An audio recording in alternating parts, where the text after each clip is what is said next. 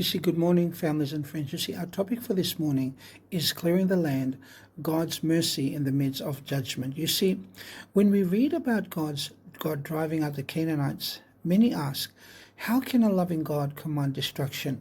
But the Bible gives us a clearer picture, a God who acts with mercy, protection, and purpose. You see, in Exodus chapter 23, 28 to 30, God says he would remove the nations gradually, even using natural means like hornets.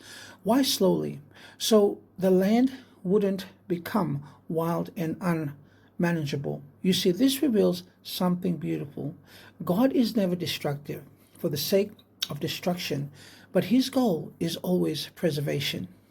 You see, then Deuteronomy tells Israel to destroy idols and pagan worship centers.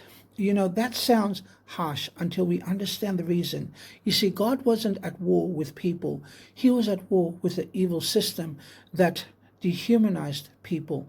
You see, these nations practiced child sacrifices, violent rituals, and sexual exploitation in worship.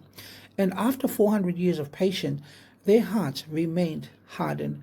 Here's the key. You see, God removes only what threatens his salvation plan and the well-being of his people. You see, if Israel adopted those practices, God's truth would vanish, and with it, the promise of the Messiah, the hope of the world.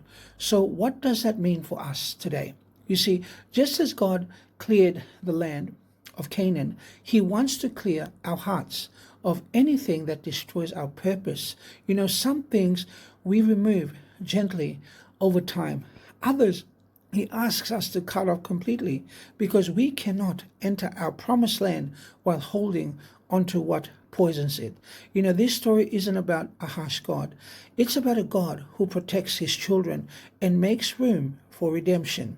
So ask yourself today, what Canaanites in my life is God trying to remove? Habits, influences, or sin, so I can walk in blessing, freedom, and purpose. Let me clear the land, because whatever God removes, he replaces with something far better. God bless.